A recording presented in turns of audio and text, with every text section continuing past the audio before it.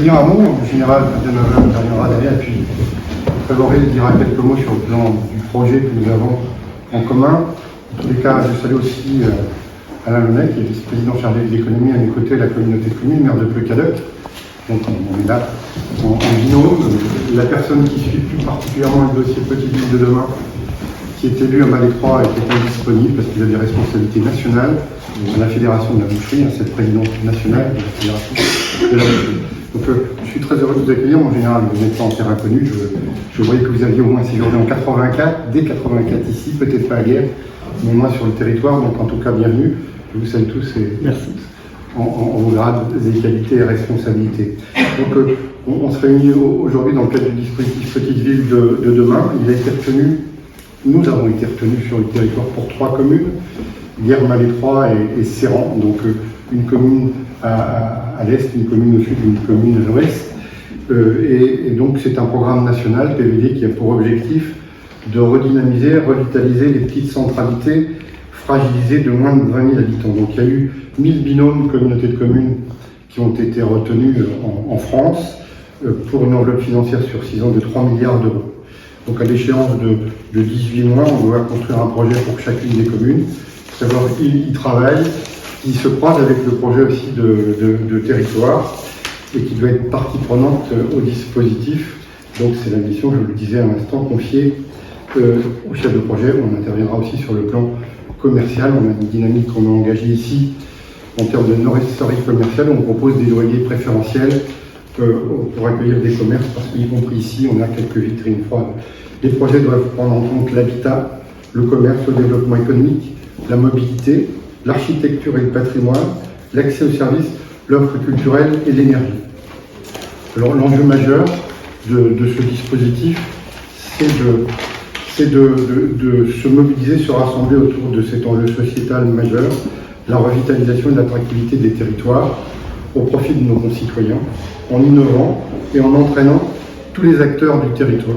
C'est dans ce cadre et dans cet objectif que nous sommes là aujourd'hui, fort du constat de l'impact important de l'Académie militaire sur notre territoire, de la commune de Guerre. Je vous invite à regarder notre magazine, il est en bas, le général de Courage, on garde une page dans le magazine pour les écoles, et il parle des effectifs qui sont autour de 2000 ici, et qui appartiennent donc à notre commune.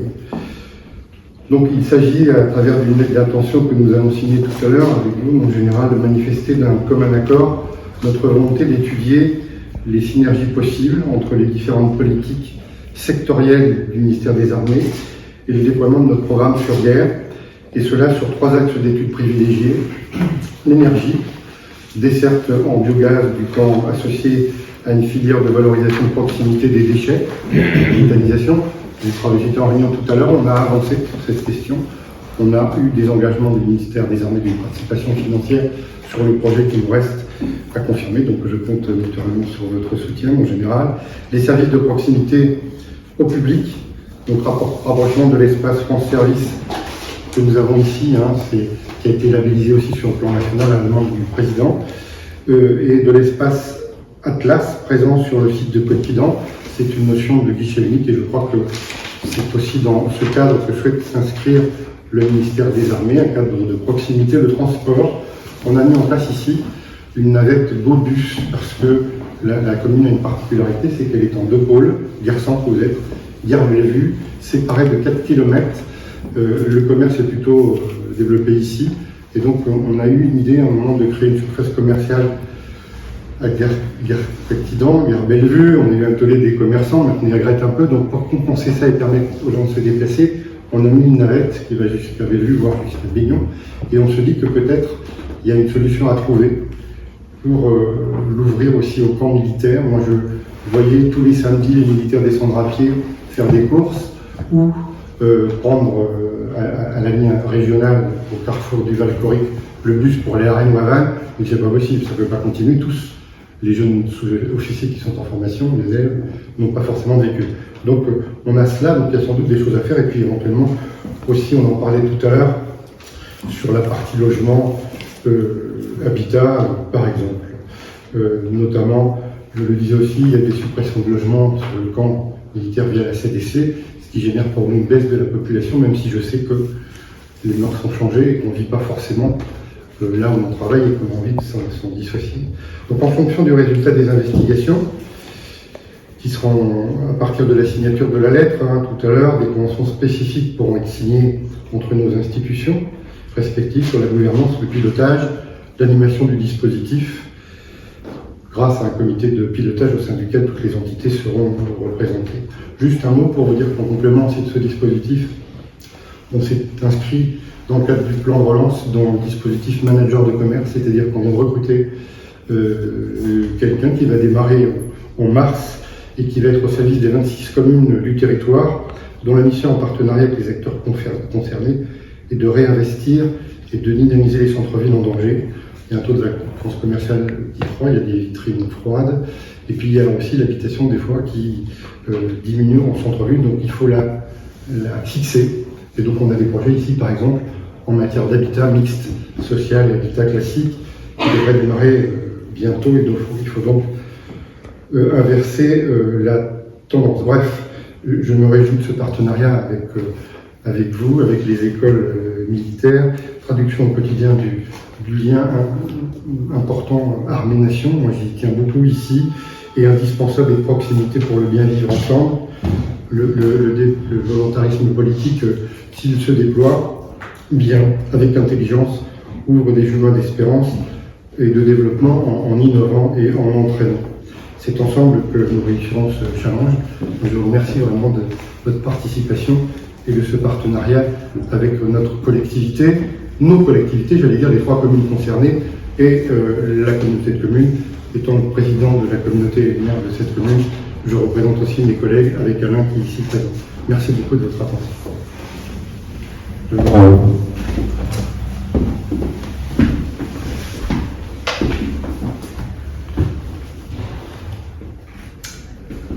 Mon président, monsieur le maire, je suis un petit peu embêté pour parler, parce qu'en fait vous avez à peu près tout dit, et tout très bien dit.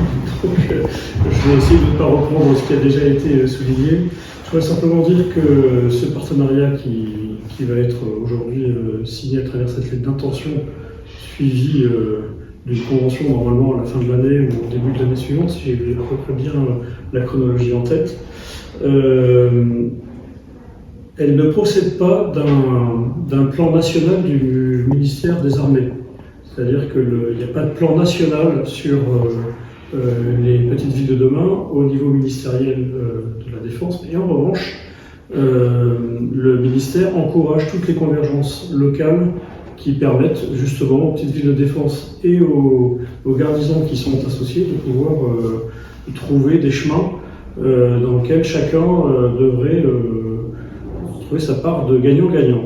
Voilà.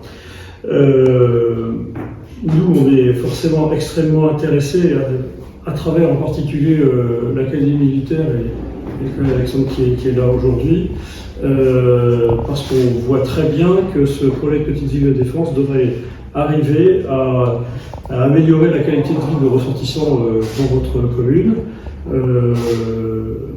Je crois de mémoire, notre présence dans votre commune, c'est à peu près 25% de la population. Voilà. Et donc l'impact pour nous, la réussite de ce développement des PVD est vraiment important parce que ça contribuera à fidéliser nos familles dans un univers où il est nécessaire d'avoir une proximité administrative, dans un univers où il est important, comme vous le soulignez tout à l'heure, d'avoir un certain nombre de moyens de transport qui permettent de faciliter la vie localement. Et puis, il y a le fameux projet énergie qui, alors, pour le coup, nous intéresse au premier chef, car on a de grandes espérances à travers ce schéma qui, en plus, devrait nous permettre de nous mettre dans une posture d'écologie assez active. Voilà.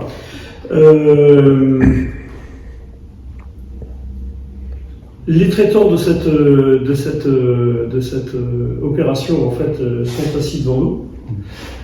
Trevor, on le connaît, vous savez, depuis assez longtemps, puisque outre le fait qu'il était commandant de la base de défense Rennes-Van-Côte-Quilan l'année dernière, qu'elle succédait à Alain Madly, il se trouve qu'on avait quand même travaillé avant ensemble, et donc on est parfaitement identifié les gens avec qui nous aurons à à travailler pour le bien à la fois de la petite ville de demain de guerre et puis de la communauté de l'académie militaire. Je note au passage que ces projets ils font école et que nous ne serions pas surpris de voir d'ici quelques temps de nouveaux projets émerger, et probablement du côté de Saint-André-de-Cormier avec la communauté du 11e régiment d'artillerie de marine. Voilà, donc monsieur le maire, on est ravis de participer à cette opération, de commencer par cette intention. Et alors ce ne sera pas moi parce que j'aurais quitté le service rattrapé par la limite d'âge, mais mon successeur sera ici pour signer la convention fin 2022. Merci. Je vous remercie. Merci. Donc on va procéder à la candidature.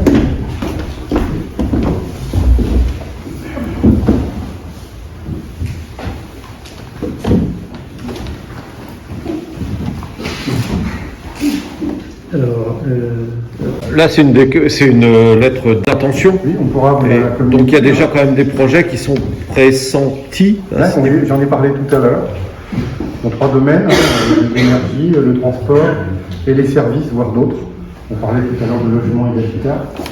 À discuter, mais il faut faire des investigations d'abord.